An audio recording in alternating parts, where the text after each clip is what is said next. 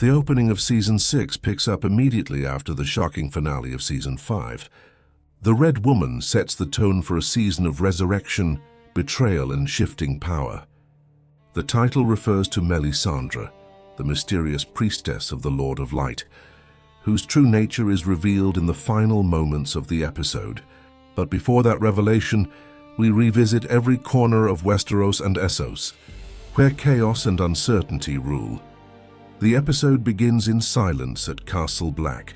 Snow falls over the courtyard where Jon Snow's lifeless body lies. His blood stains the white ground, his betrayal by his own brothers still fresh. Sir Davos Seaworth discovers the corpse, and with loyal brothers of the Watch carries it into a secure room. Outside, Sir Alliser Thorne gathers the Watch and openly admits his role in the assassination. He frames his betrayal as duty, insisting Jon endangered them all by letting wildlings through the wall. Many nod reluctantly, though unease lingers. Inside the chamber, Davos, Ed, and a handful of others stand guard over Jon's body. Ghost growls, sensing danger. Davos suggests there may still be hope, and his eyes drift toward Melisandre. Yet when she enters, her confidence has evaporated. She looks at Jon's corpse with despair, questioning the visions that once guided her. In the frozen forest near Winterfell, Sansa Stark and Theon Greyjoy flee from Ramsay Bolton's men. Their breath clouds in the cold air as hounds pursue them relentlessly. Just as capture seems inevitable, Brienne of Tarth and Podrick Payne arrive. Brienne fights with brutal determination, cutting down Ramsay's soldiers. Podrick proves his skill as well, while Theon finds courage to strike back against his tormentors. When the dust settles, Brienne kneels before Sansa and pledges her sword.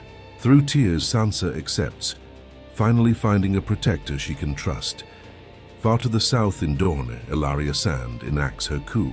In the Water Gardens, she and the Sand Snakes murder Prince Doran Martell, accusing him of weakness and inaction. Simultaneously, Trystane Martell is ambushed and killed aboard his ship.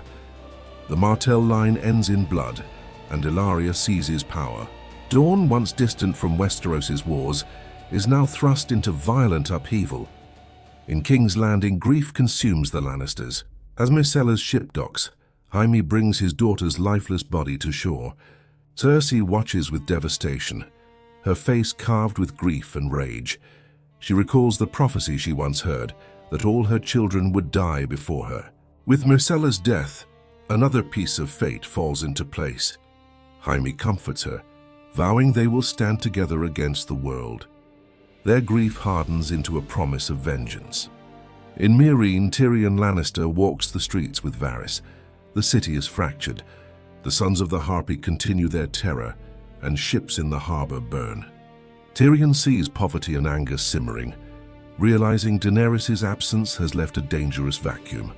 The dragons remain chained beneath the pyramid, their roars echoing in darkness.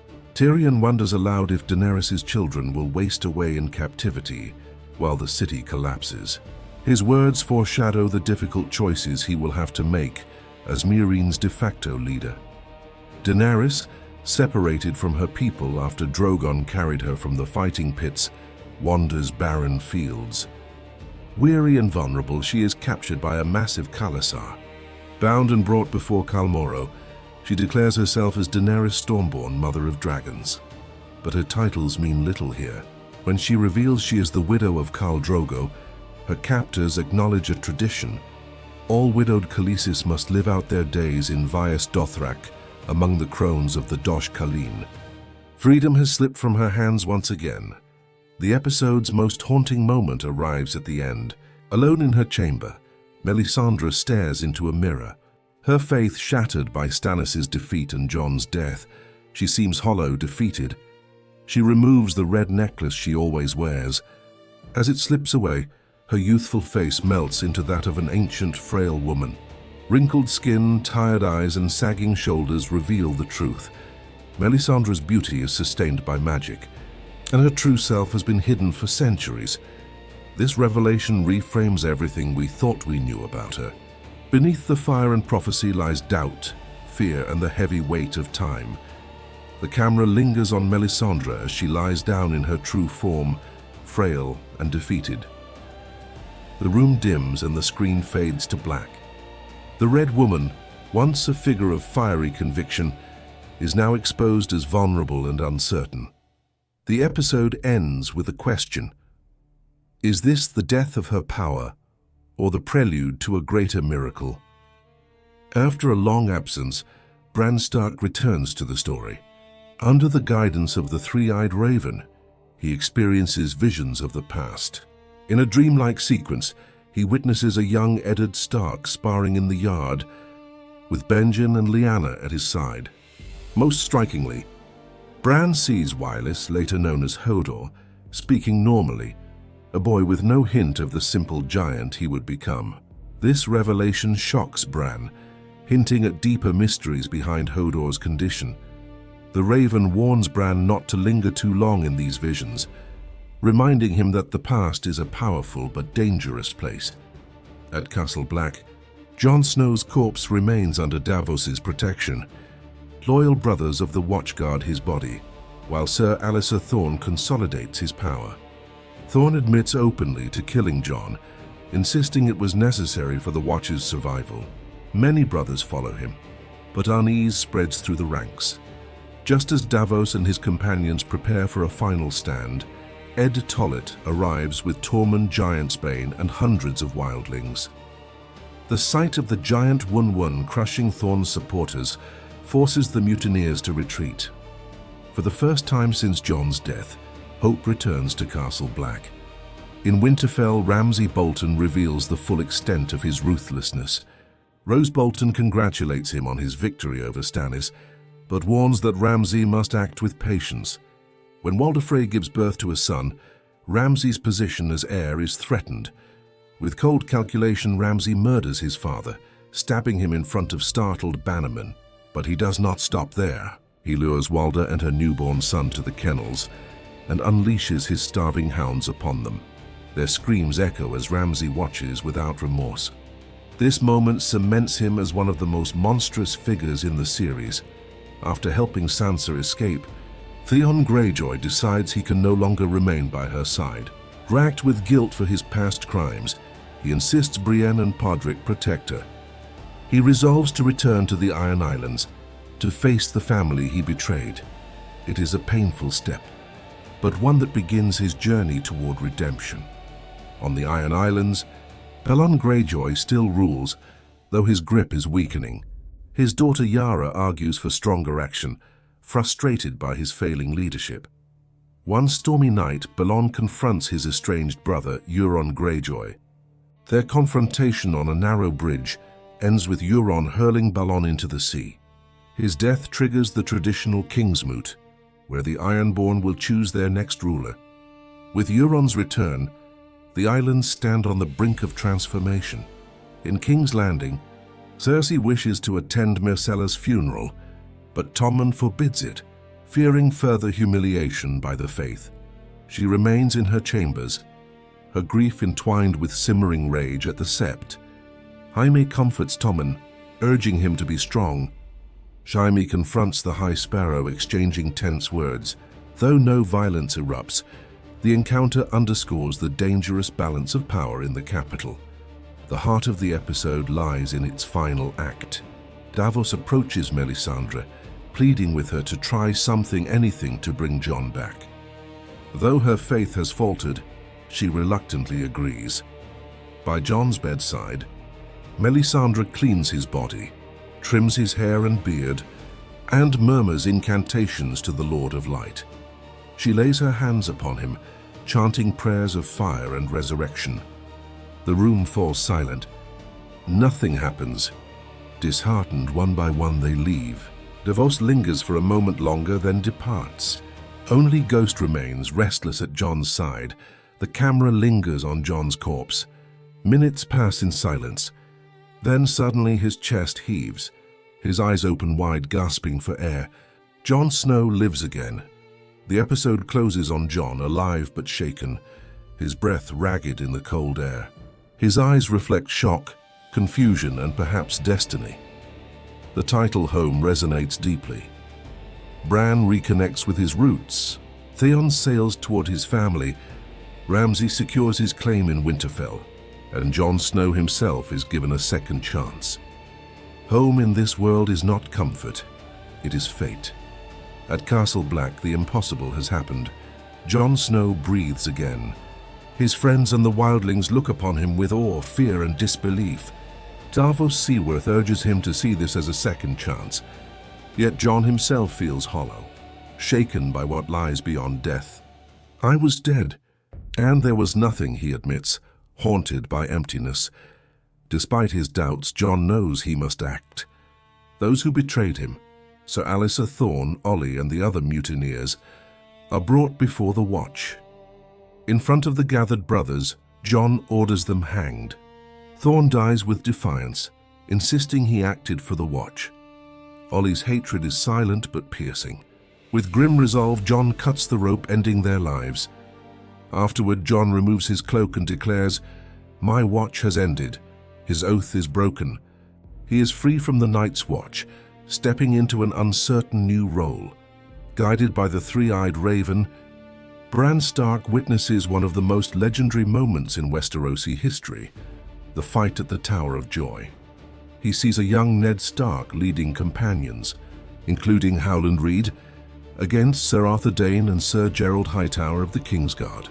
The duel is fierce.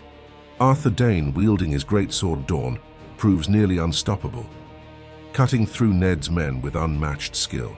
But with Reed's intervention, Ned strikes the final blow. Ned then rushes toward the tower where Lyanna Stark waits.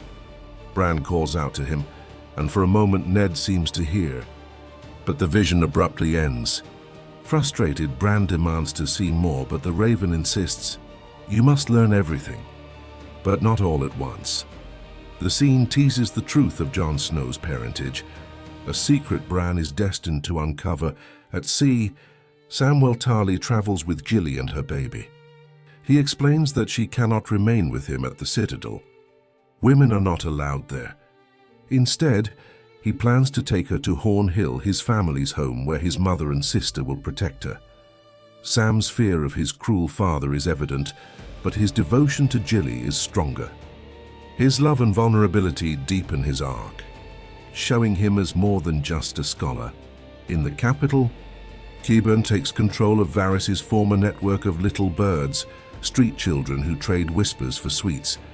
Cersei intends to use them as spies. Meanwhile, Tommen visits the High Sparrow. The Boy King seeks to free his mother, but the High Sparrow gently manipulates him. Speaking of faith, sin, and humility, Tommen leaves shaken, his weakness evident. Later, Jaime confronts the High Sparrow in the Sept of Baelor, threatening him with violence. But when the Sparrow is surrounded by his fanatics, Jaime realizes brute force will not topple faith. The Lannisters' power remains constrained.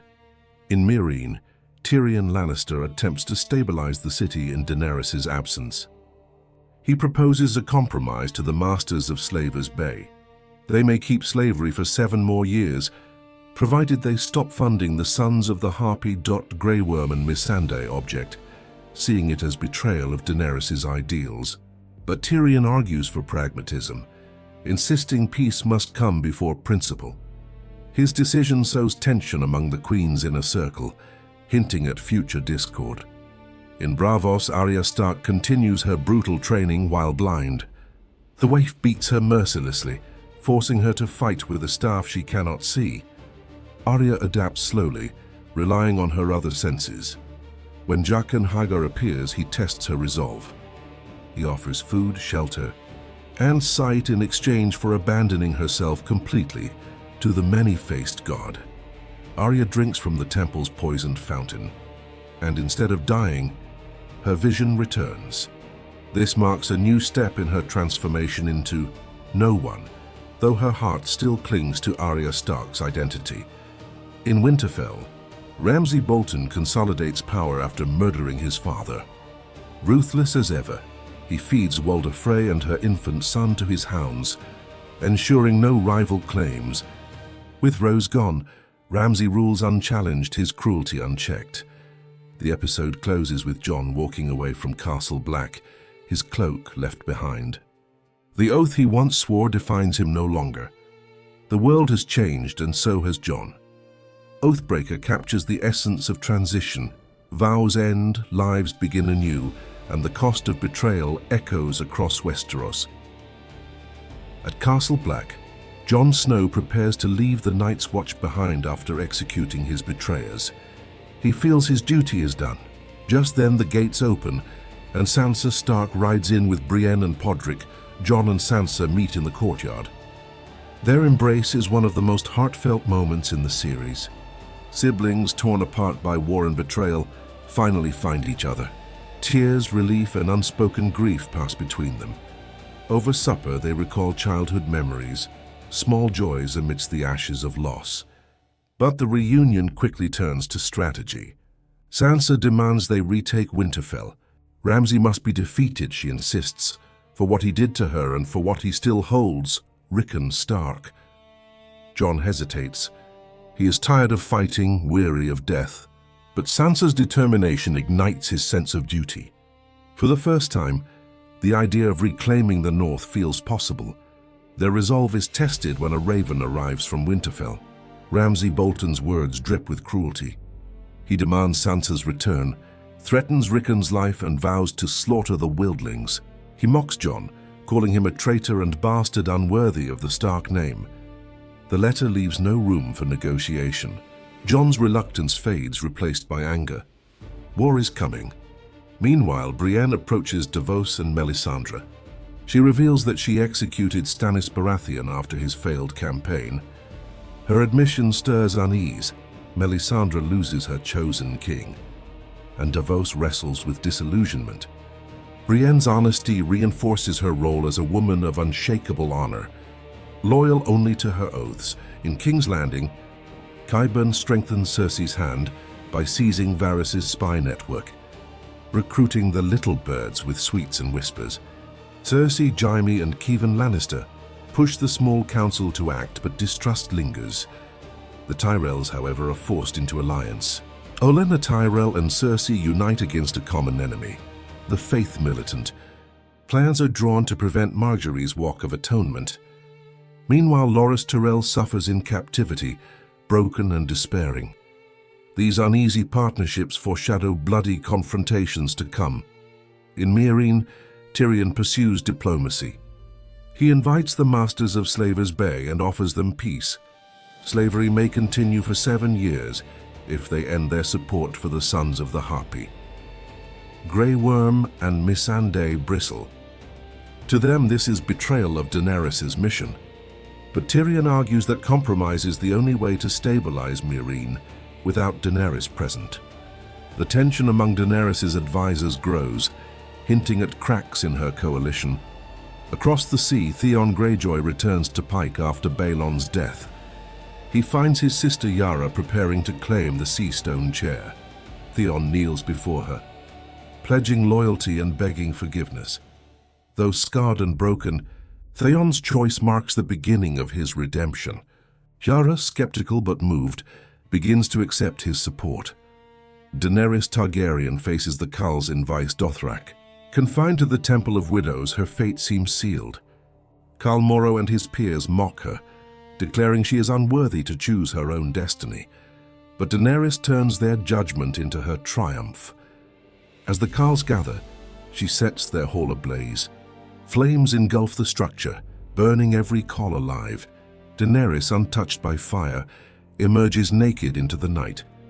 Before her, thousands of Dothraki kneel. Once again, fire forges her army. Her power is no longer in chains or dragons, but in awe. She is the unburnt, the breaker of Khals. The episode closes on Daenerys standing amid the ashes, firelight reflecting on her unburnt skin. The Dothraki kneel, their chants echoing into the night. She has transformed from prisoner to queen, with an army bound not by fear but by devotion. In the north, Sansa Stark confronts Petyr Baelish. For years she endured manipulation and betrayal at his hands, but now she faces him as her own woman. She accuses him of delivering her to Ramsay Bolton, exposing her to monstrous abuse. Baelish attempts to excuse himself, claiming ignorance, but Sansa refuses to let him off. Baelish offers her the Vale army, insisting he can help her retake Winterfell. But Sansa, though tempted, chooses caution. She no longer trusts him, though she recognizes that his soldiers could prove decisive in the wars to come. This scene highlights Sansa's transformation. Once a pawn, now a player, Bran Stark continues his training under the Three-Eyed Raven. In a shocking vision, he witnesses the creation of the first White Walker. Long ago, the children of the forest plunged dragonglass into the heart of a man to protect themselves from mankind. The result was the Night King. The revelation is staggering. The greatest enemy of the living was born as a weapon. Later, Bran recklessly enters a vision on his own. He comes face to face with the White Walker army. To his horror, the Night King can see him. The Night King reaches out and touches Bran's arm. When Bran awakens, the Raven explains that this contact breaks the magical protections surrounding the cave. Their sanctuary is no longer safe. In Braavos, Arya receives a new mission. She must kill Lady Crane, an actress in a troupe of traveling players. To prepare, Arya attends one of their performances. The play depicts recent history: Robert Baratheon's death, Ned Stark's execution, Joffrey's triumph, all twisted into crude comedy. The audience laughs, but Arya is unsettled. For her, this is not satire, but trauma relived. The play forces her to confront her identity. She is supposed to be no one, but her Stark blood rages. Arya's path becomes ever more conflicted, her vengeance colliding with her training. After Daenerys' fiery conquest of the Khals, she stands free once more. Ser Jorah Mormont approaches her, revealing his secret. He is stricken with grayscale. With emotion, he confesses his undying loyalty and love. Daenerys, shaken, commands him not to leave her forever. "Do not walk away from your queen," she says. She orders him to find a cure and return to her. Their bond, forged in betrayal and forgiveness, reaches its most poignant moment. In Meereen, Tyrion continues to pursue stability. His latest idea is to ally with religion. He invites a Red Priestess, Kinvara, to use faith in Daenerys as a rallying tool. Tyrion believes that if the people view Daenerys as divinely chosen, peace will follow. But Grey Worm and Missandei are uneasy. They distrust Red Priests, remembering Stannis' fanaticism. Tyrion's pragmatism again clashes with the ideals of those closest to Daenerys. The episode builds to its heartbreaking climax. The White Walkers assault the cave of the Three-Eyed Raven. Bran is pulled into a vision of Winterfell's past as the assault begins. The children of the forest and Meera Reed fight valiantly, but the dead are relentless. Leaf sacrifices herself with an explosion to slow the Whites. Sama, Bran's direwolf, leaps into battle and is cut down. Inside the vision, Bran sees young Wylis before he became Hodor. Meera shouts for Bran to walk into Hodor and flee. At the same time, she screams, "Hold the door! Hold the door!" Bran, still bound to Wylis through the vision, creates a tragic loop in time. The boy Wylis convulses, his mind shattered as Meera's words echo across time. "Hold the door!" slurs into one phrase, Hodor. In the present, Hodor obeys. With superhuman strength, he braces against the door as the dead claw at him. He holds the door while Meera drags Bran to safety. The Whites tear him apart, but he never lets go. Hodor's entire life, his single word, is revealed as prophecy, his destiny sealed in one moment of sacrifice. The episode ends with Hodor's final breath and the echo of his name. The camera lingers on Meera, pulling Bran away into the night. The sound of Hodor resonates, not just as a word, but as the embodiment of love, duty, and tragic fate. The door is remembered as one of the most devastating episodes of Game of Thrones, blending revelation with heartbreak and leaving audiences stunned. The episode begins with Meera Reed dragging Bran Stark through the snow after the fall of the cave. Bran remains trapped in visions, flashes of the Night King, the White Walkers, the Mad King screaming, "Burn them all," to wildfire exploding under King's Landing and dragons soaring above the world. The montage foreshadows doom and destiny. As whites close in, Mira sobs with exhaustion. Suddenly, a hooded rider bursts through the trees, wielding flaming chains. He slaughters the dead with practiced ease. He reveals himself as Benjen Stark, Bran's long-lost uncle. Yet Benjen is no longer fully human. Mortally wounded by a White Walker, he was saved by the magic of the Children of the Forest. Half dead, he cannot pass through the wall's wards, but he pledges himself to Bran's protection, calling him the next three-eyed raven. Far to the south, Samwell Tarly brings Gillian the baby to his family's ancestral seat, Horn Hill. His mother, Lady Melessa, and his sister Tala welcome Gilly warmly. They treat her kindly, offering her fine clothes and a sense of belonging. But at the family dinner, Lord Randil Tarly reveals his cruelty. He ridicules Sam as weak and cowardly, sneering at his failure as a son. When Gilly, in defense of Sam, reveals her wildling origins, Randall explodes in fury. He declares that Gilly and the child will remain at Horn Hill while Sam is banished. Yet in a rare act of defiance, Sam refuses. That night he takes Gilly and the baby and flees. Before leaving, he seizes his father's Valyrian steel sword Heartsbane. The theft marks his rebellion against his father's tyranny and a step toward his own destiny. In King's Landing, the High Sparrow's influence reaches new heights. Queen Margaery Tyrell, after long confinement, appears to embrace his teachings. She speaks of humility, convincing even her brother Tommen of the faith's righteousness. When Jaime Lannister and the Tyrell army prepare to prevent Margaery's atonement walk, the High Sparrow reveals his triumph. King Tommen has allied the crown with the faith. The alliance shocks Jaime and Cersei.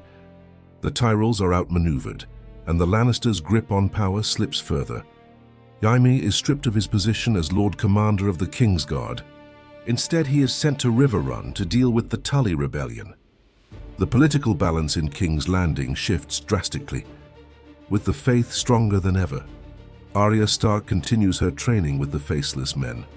Her task is to poison Lady Crane, the actress. But when she attends the play again, she sees Crane's artistry and humanity.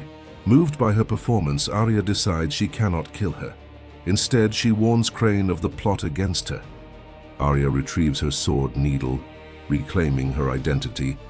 Her decision marks her rejection of the Faceless Men's creed, but Jaqen H'ghar decrees that Arya has failed. He orders the waif to hunt her down and kill her. Arya's return to herself, however dangerous, is a crucial turning point. She is Arya Stark of Winterfell, not no one. At the Twins, the ruthless Walder Frey reappears. Enraged by the loss of Riverrun to the Blackfish, he scolds his incompetent sons. To regain control, he plans to use a prisoner as leverage. Edmure Tully, still alive and in chains. Walder demands his sons march on Riverrun again. The Frey's resurgence foreshadows another conflict in the Riverlands, with old grudges rekindled. The episode closes with Daenerys Targaryen riding with her newly united Khalasar. She senses restlessness and halts the column. Suddenly Drogon appears, immense and magnificent, descending from the skies. Daenerys mounts her dragon and delivers a fiery speech. She promises the Dothraki not just plunder, but conquest, an invasion of Westeros.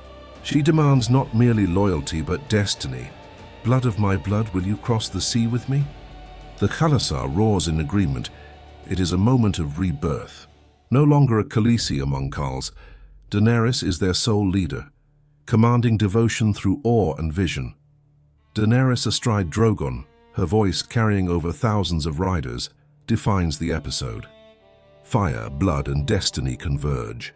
For the Dothraki, she is no longer an outsider, but the unburnt queen who will lead them beyond the sea. Blood of my blood is a quieter episode compared to the battles surrounding it, but it lays essential groundwork. Arya's return to herself, Sam's rebellion, King's Landing's shift, and Daenerys' full claim to power. It reminds us that the bonds of blood, whether family, faith, or loyalty, shape the wars to come. The episode opens with a shocking revelation. Xandor Clegane, the Hound, is alive. Left for dead by Arya, He was rescued by a group of peaceful villagers led by Septon Ray. The Septon preaches non-violence, urging his followers to lay down weapons and embrace forgiveness. Sandor struggles with these ideas.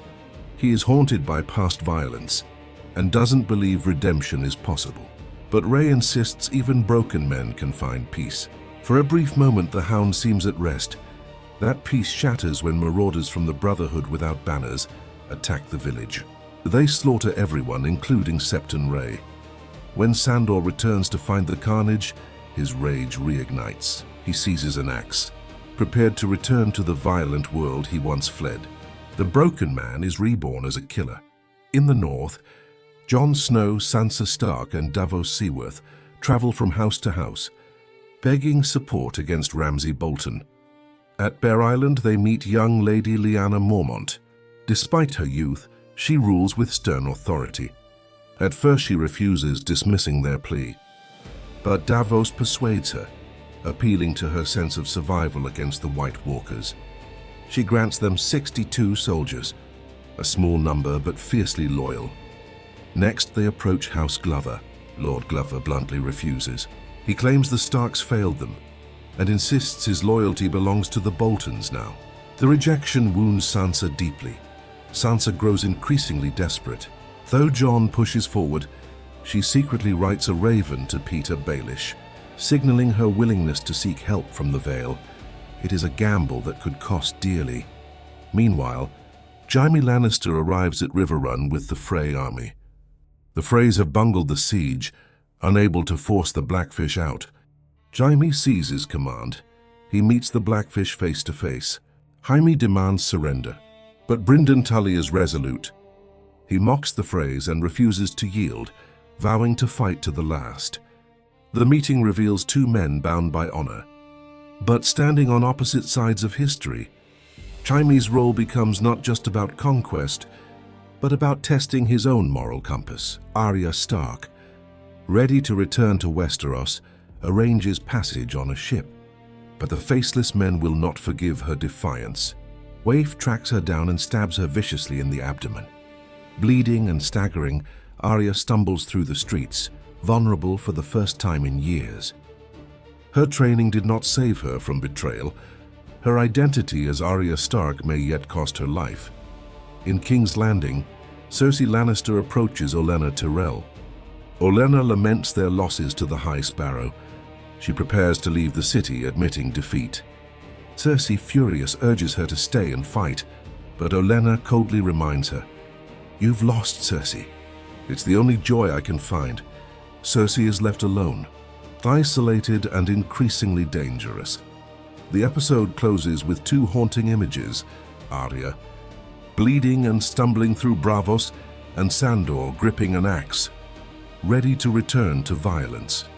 The Broken Man strips away armies and crowns to focus on individuals, battered, betrayed, but not yet finished. It shows that the wars of Westeros are not only fought on battlefields, but within the broken hearts of its survivors. The episode begins with Arya being tended by Lady Crane. The actress gently cares for Arya's wounds, giving her food, rest, and kindness. For a moment, Arya experiences a fleeting sense of safety, but peace does not last. The Waif finds them, brutally killing Lady Crane. She pursues Arya through Braavos in a relentless chase. Bleeding and weak, Arya uses her wits and training to survive. Finally, she lures the Waif into darkness, where her blindness-trained senses give her the edge. With Needle, Arya strikes true. Later, Arya confronts Jaqen H'ghar. She pins the Waif's face to the Hall of Faces. Jaqen claims she has become no one, but Arya corrects him. A girl is Arya Stark of Winterfell, and I'm going home. Her declaration signals the end of her Faceless Men chapter and the reaffirmation of her Stark identity. At Riverrun, Jaime Lannister oversees the Frey siege. The Blackfish holds firm. Mocking the Frey's incompetence, Jaime takes control and uses Edmure Tully as leverage. In a private conversation, Jaime appeals to Edmure's duty as father and lord. With his family's lives at stake, Edmure agrees to command the castle's surrender. The gates open under his order, and the phrase "reclaim River Run without bloodshed." The Blackfish refuses to flee. Choosing death over capture, he dies fighting. Jaime secures River Run but feels no triumph, only the weight of compromised honor. In King's Landing, Cersei Lannister learns her last defense has been stripped away. The High Sparrow announces that her trial will not be by combat.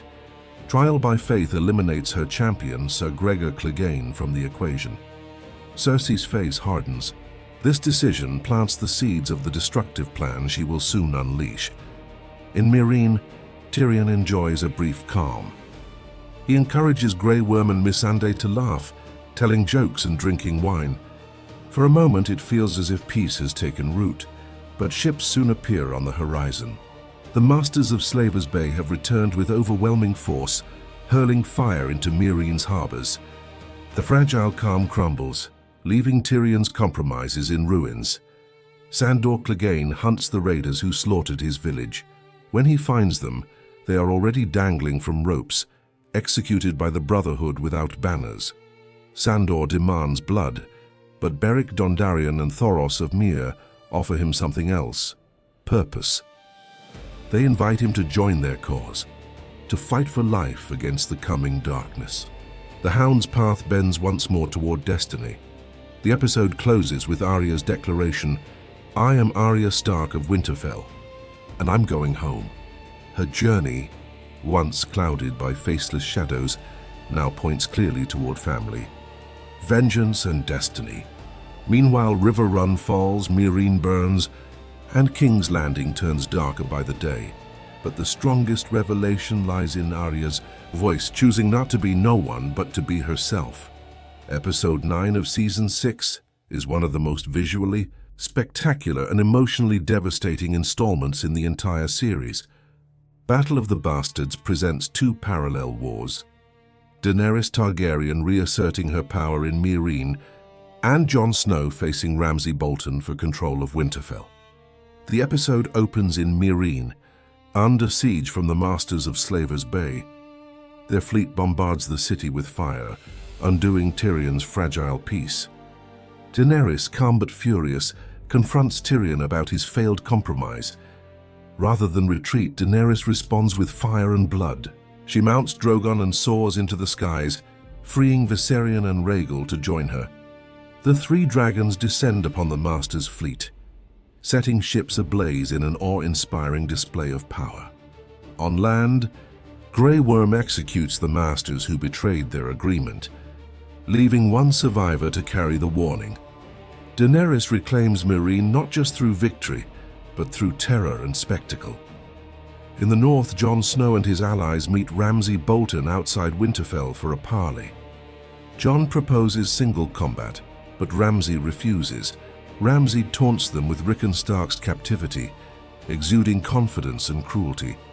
Sansa, no longer intimidated, warns Ramsay, "You're going to die tomorrow, Lord Bolton. Sleep well." Her words foreshadow his fate and underscore her transformation into a woman of strength and resolve. On the battlefield, Ramsay unleashes his sadism.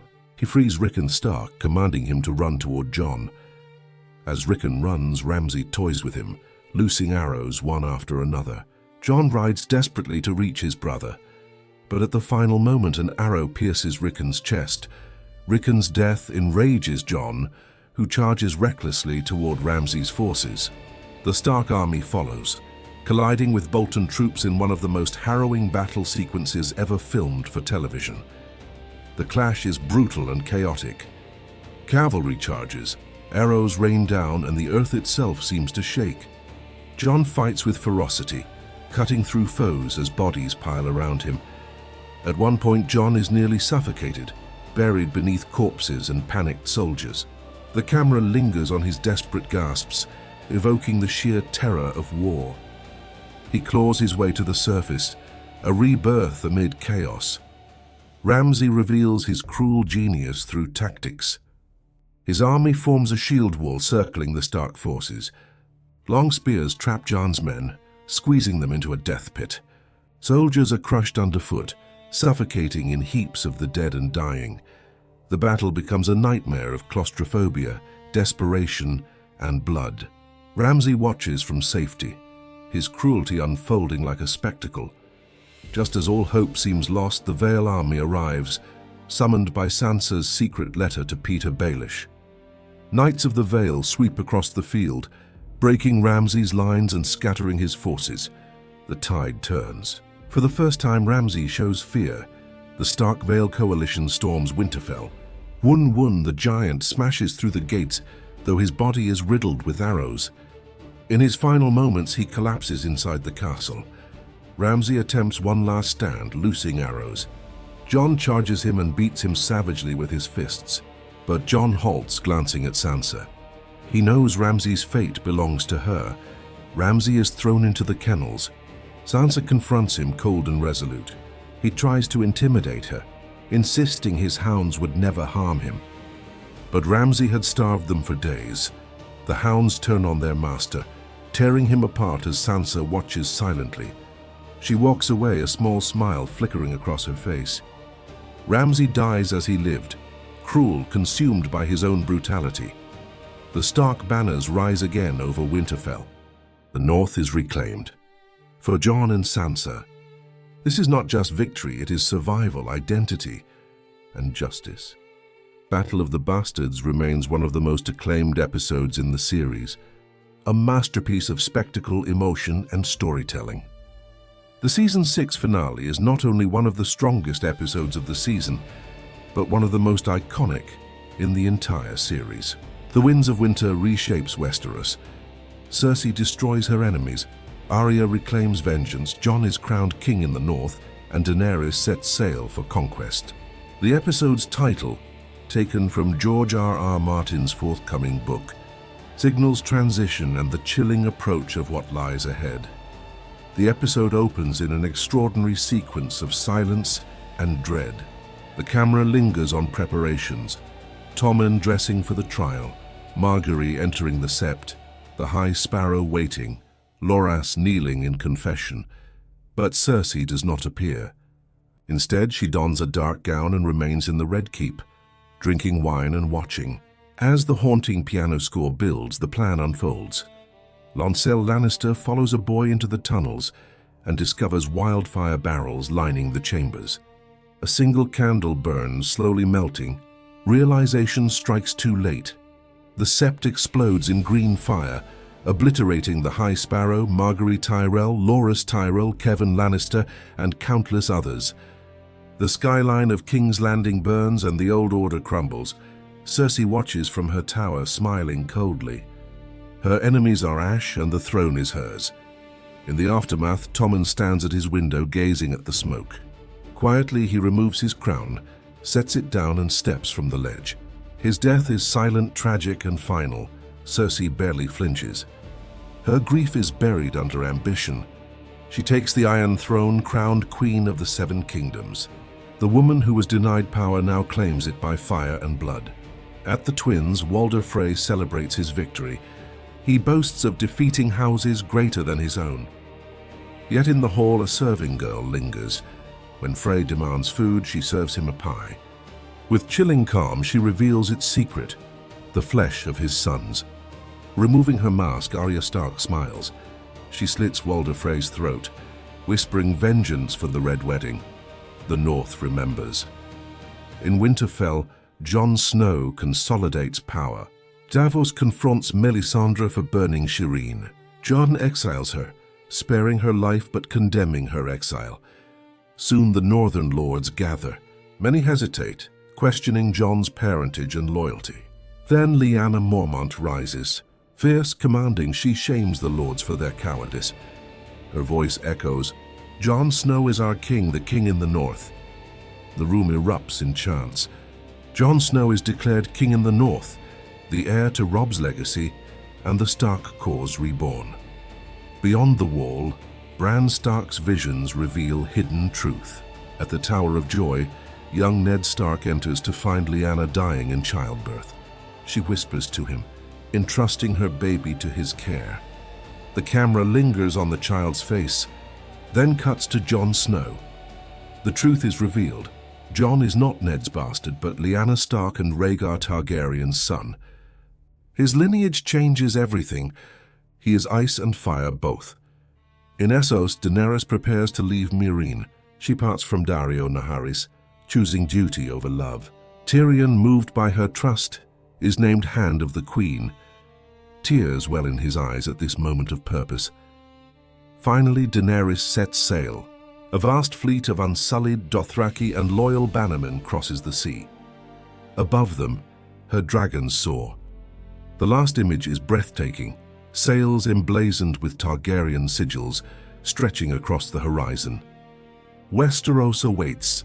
The camera pulls away from Daenerys' fleet. The waves carry her dragons and armies toward the shore of Westeros. Meanwhile, in the north, Stark banners fly once more, and in King's Landing, a cold queen sits upon the Iron Throne. Winter is here.